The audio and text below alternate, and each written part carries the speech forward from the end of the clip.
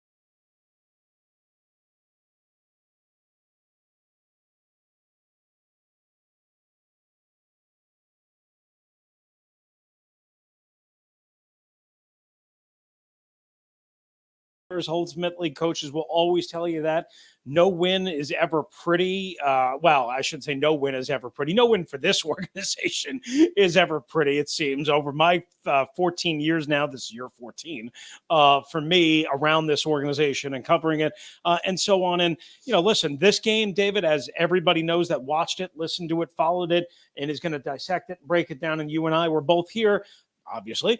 There was a time where you absolutely thought the Commanders were going to start their Commander era at 0-1, and yet they were resilient. They fought back. They kept clawing. They kept scratching. It was the furthest thing from pretty. They should have lost the game several times over, and yet they came away with a win. But again, in a word, roller coaster is really the only way you can kind of describe the overall flow of the game.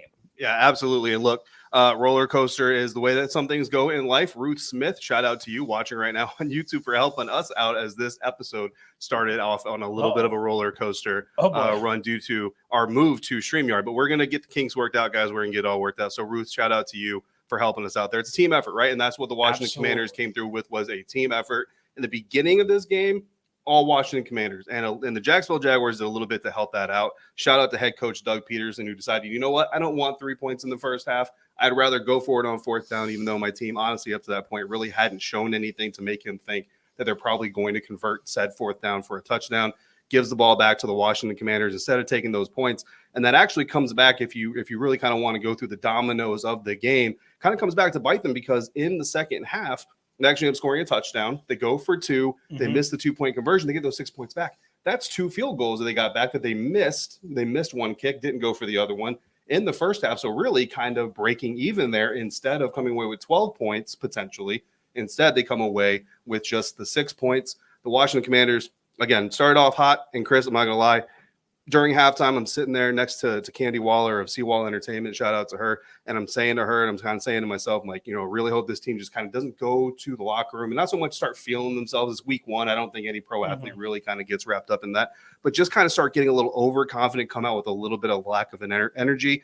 And that's exactly what we saw, unfortunately, in the second half. We did for much, and I would even argue that started in the second quarter, right? You can start to see the ebb and the flow after the first Jahan Dotson touchdown. You could start to see at one point there was a 26-play stretch stemming from the Jahan Dotson first touchdown until the Terry McLaurin the drive that led to the Terry McLaurin 49-yard touchdown, which we're going to get more in detail, where they had 26 plays run, 89 net yards, 3 turnovers, a sack, and something else that went wrong in a couple of penalties in that mix. So again, 26 play, 89 net yard with all of those turnovers, all of those mistakes.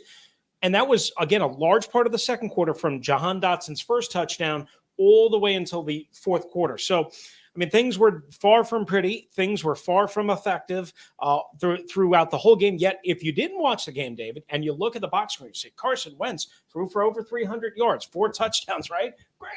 Great. And here we are discussing, you know what? It was a roller coaster of a game. They did a lot of good things. They also did a lot of bad things, which we're going to obviously get in more detail throughout the week. Yeah, but let's finish this segment real quick with the good and some of the best parts of the good. We got more good coming, so we're not just going to talk about this, but our plays of the game. My play of the game, 49-yard touchdown pass from Mr. Carson Wentz to star wide receiver number 17, your program's number 1 of your hearts, Terry McLaurin. That score made it 22-20. The Commanders did go for the 2-point conversion, did not get the 2-point conversion, but it brought them back from an 8-point deficit to a 2-point deficit, getting the 6 points. And to me, that was absolutely crucial because up to that point, this thing really had started to slide back. And like you said, you kind of got a feeling like, okay, this is going to go 1-1. There's going to be a loss to the Jacksonville Jaguars, back-to-back number 1 overall picks. That's not the team you want to lose to open the season. That play right there, because even that drive, honestly, didn't really start all that great. Right. But that play specifically really kind of broke that mold, kind of shook them out of that slumber. And really, it was to me, it was the turnaround point of the comeback.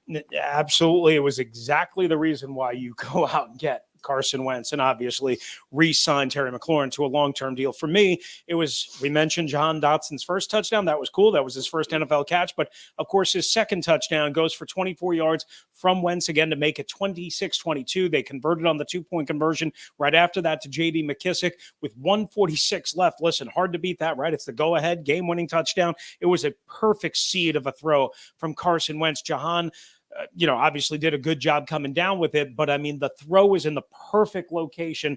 I think the level of difficulty on his first one was a little bit more than his second one, but it was still an example of what Jahan Dotson is going to bring to this offense. And man, did they need every last bit of what Terry and Jahan gave them. Yeah, and hopefully he helped out your fantasy rosters out there as well if you had him on your fantasy roster. Absolutely. He helped out mine. Coming up, we're breaking down the offensive and defensive performances overall after a wild win for the Commanders from here live at FedEx Field. But we're here to tell you about our friends at Brightco. Imagine the wedding proposal of your dreams, a beautiful sunset and a nice breeze. You don't forget a thing. You got her family waiting in the background so she can't see, so she doesn't know. But are they waiting for you to find the ring? That's right. Something happened here, right? You fumbled. You Curtis Samuel'd the engagement ring. All right, that's maybe a little unfair shot at Curtis Samuel, but you get the point. That gorgeous engagement ring that you brought to celebrate your love fell out of the case and fell through the crack of the pier, and then you chose to just have to get through the most important question of your life. But because you had the support of our friends at Brightco Jewelry Insurance, you are not alone. You're not screwed if you take our advice. Here's the deal. Brightco Jewelry Insurance, I should say, will make you get a replacement for the full value of that ring, no matter what happened, old Butterfingers. That's right. Here's what you're going to do. You're going to go to bright.co/locked on to protect yourself, your future, and a bad omen for said future. It doesn't just have to be a ring. It could be that pricey watch or whatever you might own. You can get it for $5 a month and get covered in 2 minutes on your cell phone. Don't hate insurance, love it, because we all need it. And now you can get it quicker. Then the Commander season is going to go haywire. It already has at bright.co/locked on.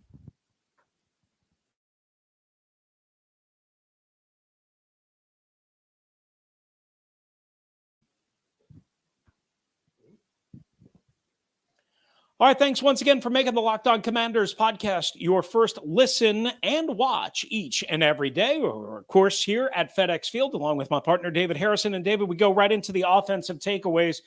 Again, we touched on some of what was good and maybe not so good for the Commanders, but your big picture takeaway from this version of the 2022 Commanders offense, which is certainly different than the last time we saw them on the field in a game that actually counted. Yeah, for one, the newcomers are making a big impact, and unfortunately we didn't get to see a couple of the newcomers. Brian Robinson Jr. still recovering from unfortunately being shot. Cole Turner, the exciting rookie tight end, not able to play in this game. But you get Curtis Samuel on the field. And I talked to Curtis Samuel briefly in the locker room. He basically asked him how he felt in this game alone. He had more touches, more yards, and more touchdowns than he did in the entire last season for the Washington Commanders in his first year there.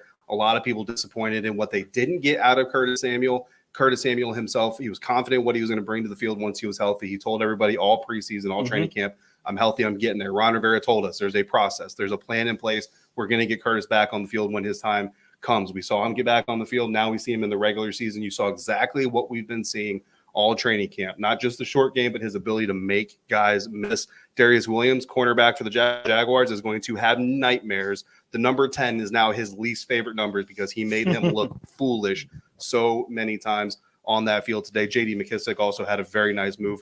He put on a Jaguars defender as well. But Curtis Samuel, Carson Wentz, can't wait to see Brian Robinson get back on the field. Cole Turner, once he gets on there, because, guys, you're only seeing the beginning of what this offense can produce. I'm not trying to get people too excited, right? But people talked about, are we going to get bad Carson Wentz, or are we going to get MVP caliber Carson Wentz? And shout out to another member of the media. Can't remember his Twitter handle and name right off the top of my head right now, so I kind of apologize for that. Wish I had written that down. But this is Carson Wentz's first 4-touchdown game, Chris, since he tore his ACL against the Los Angeles Rams. All right, that's an interesting note that I didn't realize. By the way, Curtis Samuel, 11 targets, 8 catches, 55 yards. I mean, you say, well, what's special about that? But the 3-yard touchdown one was a perfect example of, I think, what Curtis Samuel brings. You mentioned all the juke moves and leaving guys in the dust. That was very easy to see. Now, he did have a costly fumble, right? So we should point that out. That's got to get cleaned up. But on the touchdown, David, I loved he was spread out far wide. He ran basically a jet motion towards the line of scrimmage or towards the offensive line, stopped, put on the brakes, and came right and squirted right back out into the right flat. So you get the defense looking one way, and then you put the brakes on and you come back the other way, and Carson sees it right away. Boom, first read and a 3-yard touchdown. So again, it's sometimes not always the numbers or the fantasy numbers or the, whatever that it's the kind of production. And Curtis, outside of that fumble loss, was huge for them in the first half. My offensive takeaway, and this is something that I don't want to say it bothered me. Actually, I think it made me sort of happy, right? This team was sort of at its best last year when they were able to run the ball and control the clock during that 4-game winning streak. Today, not exactly that. They were able to control the clock to the tune of 32 minutes and 57 seconds, which is huge, right? 33 minutes, you'll take that every week and 10,000 times on Sunday. But how did they do it? Only 85 net rushing yards. They had 95 technically gross, but remember, they had a gross play that was blown up for a 10-yard loss. Jahan Dotson got stuck in the backfield. We'll get more into the design of that play and the necessity by Scott Turner later on and during the week. But only 85 net rushing yards and still almost 33 minutes of possession. So that tells me one thing. Of course, they had success throwing the football, as we illustrated, but they also had a lot of success on third down. 7 of 10, 70% for this offense on third down. And again, mostly through the pass, but some run mixed in there. That was the key, keeping the Jaguars off the field, keeping their offense off the field, keeping their defense on the field. And it allows you to kind of dictate some things as softer coverages break down as the game goes along. That was huge for me. Yeah, absolutely. No, without a doubt. And then looking on the defensive side of things, I got to give some praise to this defensive line, especially with the way things progressed during the game. Early on in this game, you lose your second-round draft pick, Fedarian Mathis, who was supposed to be a very big part of this defensive front. There are some looks and some things that we've kind of seen them working on with Fedarian Mathis as kind of, I'll call him the centerpiece. I mean, John Allen, Deron Payne, Montez Sweat, Chase Young when he gets back, obviously they're all the center pieces, right? But there's certain things that Fedarian Mathis kind of makes that thing work if they're able to pull that off. So losing him, we fear how long it's going to be. We're not going to speculate on that right now. Ron Rivera said there is an MRI coming, but he did admit they're concerned. And I think everybody's concerned. The players on the field all took a knee while he was injured. But what I will say is that moving on beyond that, Trevor Lawrence sacked twice in this game, harassed all day long. He did not have a drop back, maybe 2 or 3 drop backs in this game where he was back there comfortable, able to really kind of just take his time and scan the field. And that, you want sacks, you don't want hurries, you don't want hits, you want the sacks, right? But the hurries and the hits, they do have an impact. And I go back to one play specifically, Trevor Lawrence drops back. He's looking forward. He's looking downfield. The coverage is good. The pressure is coming. And he's so wrapped up in what the pressure is doing and how to get out of it as a passer that, Chris, he doesn't see the 60 yards of field to his right side. If he turns his head just a little bit to the right and takes off running, he's at about a 40-yard gain. And that's actually not hyperbolic. Like 60 yards may be hyperbolic. 40 yards is actually pretty realistic. There's a play, like I said, you can go back and look at it there. But he's so focused on what's happening from that defensive line, so focused on, is my pocket holding up where is my outlet guy so I can get rid of the ball, that he never has the opportunity to see that or take advantage of it. And that's what the pass rush can do. That's what we saw today. It's the Jacksonville Jaguars. A little bit of a grain of salt, right? But hey, look, Brandon Scherf is on that team. So they've got some good pass blockers on there, at least by reputation. So very, very happy with what we saw from pass rush, looking to see if they build on that moving into week 2. Cam Robinson as well. I thought there was a period of the game where the Jaguars actually started to cook, where the pass rush dipped off, quick attack, quick game, quick throws. They knew they were struggling to pick up the Commanders' pressure. But, David, I'm going to double down a little bit on that. Yes, the defensive one, but also specifically again on third down. Remember how horrific this team was on defense last year on third down, almost a 50% clip, right? Not quite, but almost. And at one point early in the season, it was like 60%. It was just god-awful, right? Today, 3 of 12 the Jaguars were on the money down. And here's a couple of isolated examples. Daron Payne had a sack late that was set up by Montez Sweat coming around the edge. Daron Payne came up the middle, got Trevor Lawrence. Also, he had a big hit on Trevor Lawrence and pressure in the red zone on the Jaguars' first drive of the game that forced the field goal. Remember that after they missed a wide open touchdown. Okay, Jonathan Allen had a sack on third down on the second series of the game off of a stunt and twist. Montez Sweat, several big pressures on third down, including on that Payne sack, as we mentioned. That was late. And also, don't forget the heavy pressure and hit on third down again that forced the Derek Forrest interception at the very end of the game. That was from Montez Sweat. Maybe he got away with one. But they didn't see it. They didn't call it. So it must count. So third down defense, but the pressure generated on third down, huge for the Commanders. Absolutely. Look, it's only a crime if you get caught, right? Shout out to Super Chef and Tyler. We'll also see you in the live chat, guys. If you're in the live chat, make sure you shout out to us. Let us know where you are, where you're at. Ask your questions if you have them. We're going to save this live chat. We're going to come back on our full episode on Tuesday. We'll answer some of those questions as we dive deeper into this game with our full. I got a notebook back here full of things that we need to dive into. But real quick, we're going to dive into the game balls. But I wanted to give a shout out to defensive line coach Jeff Scanina. That volleyball drill that we've been seeing him do in practice and in training camp. This defensive line not just got pressure, not just got a couple of sacks, but also had multiple tipped passes coming from Trevor Lawrence. Trevor Lawrence is not a 5'10", 5'11", 6'1" quarterback. This is a tall dude with a very, very tall arc. So for the fact that those guys are getting up there and volleyball spiking some of these passes, also shout out to Travis Etienne for volleyball spiking a pass as well. That helps. Shout out to Jessica Nina for that coaching because that came in big today. Daron Payne had one of those for sure. All right, guys. Our game ball is coming up live here at FedEx Field, but we're here to tell you about our friends at Prize Picks and prizepicks.com. If you're looking for a fun, easy way to have a little competitive spirit in your life, daily fantasy, the way to go is Prize Picks and prizepicks.com. They are so easy to play.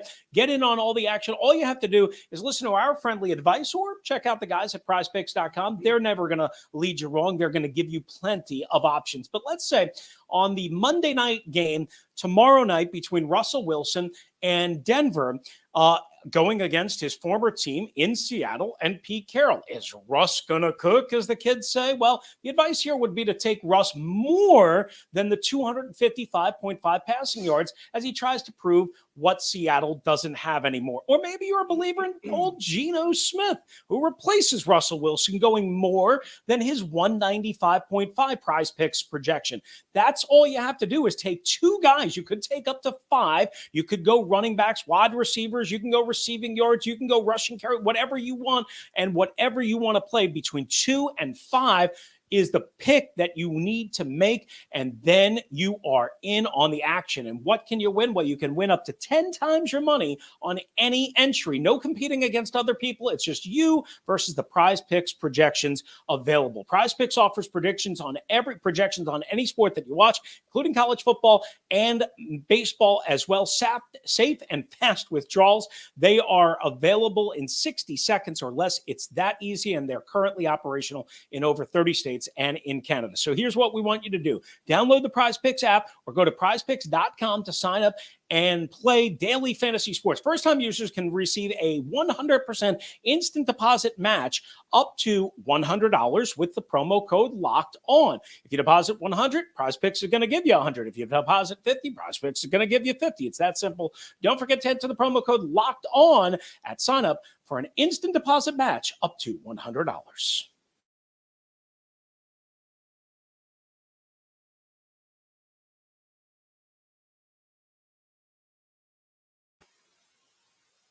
Final segment here, live from FedEx Field, following the Washington Commanders' 28-22 win over Trevor Lawrence and the Jacksonville Jaguars. So, revenge game 1 in the books. Carson Wentz has exercised that demon. The Indianapolis Colts not looking too hot here to start the season, Chris, without Carson. So, 1 week in, overreaction Monday, right? The Washington Commanders won that trade. The Indianapolis Colts have egg on their face. So that's going to be the deciding factor here. Again, shout out to all of you joining us live, and shout out to all of you listening or watching after the fact. If you're confused by the beginning, yes, I forgot to unmute us on the new StreamYard software that we're using. So sorry for the gap in the beginning of quietness, but you're getting the important stuff. What you missed is the intro stuff, and some of you hate the intro stuff. Anyway, we're going to wrap up this episode with our game balls. And Chris, we've done our plays of the game. We've kind of broken down the offense defense a little bit. We'll get a little bit deeper into that tomorrow again. But we're talking about game balls. And I like to look at guys that are kind of like rising above an adversity, or, maybe they're in a slump. It's week 1, so there are no slumps, right? So I'm looking at safety Derek Forrest, the second-year guy having to step in a very big spot for veteran Cameron Curl, who was missing this game, obviously with that thumb injury. And look, I know it's the Jacksonville Jaguars, again, team that, back-to-back years, first overall pick and all this stuff. These are still NFL players. These are still guys who get paid millions of dollars, some of them hundreds of thousands of dollars, the rest of them, to come out here and dominate another opponent. So these are not guys who are talentless, right? We talked about this before. It takes a very, very extreme amount of athletic ability and talent to suck in the National Football League. So just think about that for what it's worth. But Derek Forrest came in a very big spot. The team's relying on him. The Jacksonville Jaguars have their eyes on him. And not only did he make the game-cinching, the win-clinching interception at the end of the game, I didn't unmute myself there, so hopefully you guys heard me through Chris's mic, but he also came up with a lot of other plays on the playing field, made some very big tackles. Derek Forrest, number 22, doing much better than I'm doing on our first live episode here from FedEx for the regular season. It's okay. We'll get better, guys. You know what can happen? You can turn the ball over, or you can turn the show over, the microphone over, and you can still win. That's right, as the Commanders did, and partly because of guys like Derek Forrest. Let me tell you something. After the game, I don't know if you saw this. Maybe you went to the locker room first, but I hung up in the press box a little bit because I had to do something for CBS Sports Radio. He did a handstand and a cartwheel in the end zone behind us, literally because he was so excited. And here's the thing. I was so excited about it, and yet your boy forgot to ask him about it. We have a little video interview that hopefully we'll be able to bring you on the next episode with Defo, because he was awesome. Not only on that game-sealing interception, but on a 2-point conversion attempt that he knocked away. Also at the end of the first half, back-to-back plays against Etienne for a 5-yard loss. And then in the back line of the end zone, he was awesome. He was, if Deron Payne wasn't the defensive star of the day, Defo was the defensive star of the day for the Commanders. I'm going to go with the receiving group as a whole for my game ball, and I'll make this as quick. We've already talked about Terry McLaurin, the 49-yard touchdown, Jahan Dotson, the 2 touchdowns, but 2 guys, and Curtis Samuel, we also talked about him. One guy that really didn't get any appreciation, Logan Thomas. He had a 27-yard catch and run on 3rd down and 8. As the Commanders were making the comeback, and that set up it was the play before the 49-yard touchdown to Terry McLaurin that got them to midfield.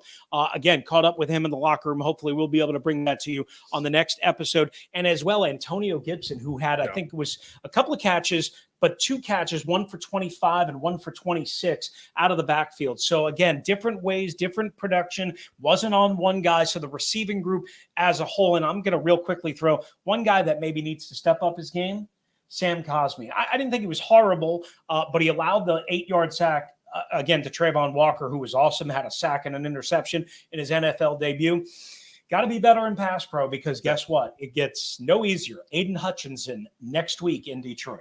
Yeah, absolutely. And then, of course, quarterback Carson Wentz, super chef. You mentioned it in the live chat as well. Carson Wentz obviously deserves a lot of props, and I'm sure you got a game ball from Coach Rivera. Unconfirmed, but I'm sure that it had 4 touchdowns, leading the team back. Ron Rivera said, after the second interception, he went over to him, said, "Look, man, we're going to need you back out there to win this game." And he looked at him and said, "I will." And he walked confident. I actually pulled out the binos, looked at him on the sideline after that second interception. Didn't look like a defeated guy. Didn't look like a guy who was shell-shocked, nervous to go back on the field. Looked like a composed professional. He came out there. And again, wasn't pretty.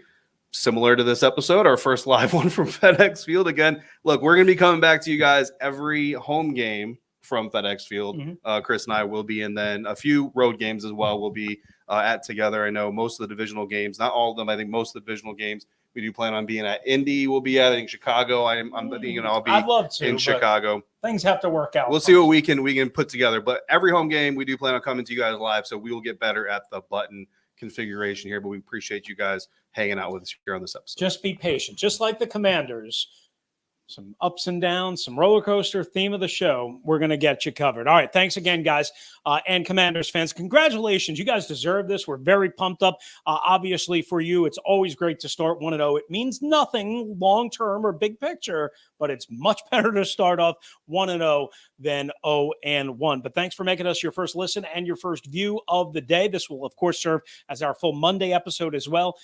Now, for your second listen and view, go back and check out the Ultimate Pro Football Preview 2022. It was an 8-episode extravaganza getting you ready for the entire season. David and I were featured, of course, in the NFC East bundle. You can also check out David in the NFC South bundle with the Tampa Bay Buccaneers. It's the Ultimate Pro Football Preview 2022. Search that up on your Audacy app, YouTube, or wherever you get your podcasts. As we mentioned, we'll be back with a full episode for the on the next edition, where we'll break down more in detail what went right, what went wrong, as we get you set for the Detroit Lions coming up next Sunday in Detroit. If you want to hop in, 301-615-3577 on the voicemail, or locked on Washington Commanders at gmail.com. For David Harrison, who's covering the Washington Commanders for SI.com's Fan Nation and Commander Country. I'm Chris Russell, one half of the Russell and Medhurst Show on the Team 980, 9 to noon Eastern Time, Monday through Friday, and anytime on the Audacy app. If you're out and about, please be safe, be kind to one another, don't you dare drive like a maniac, and thank you for joining us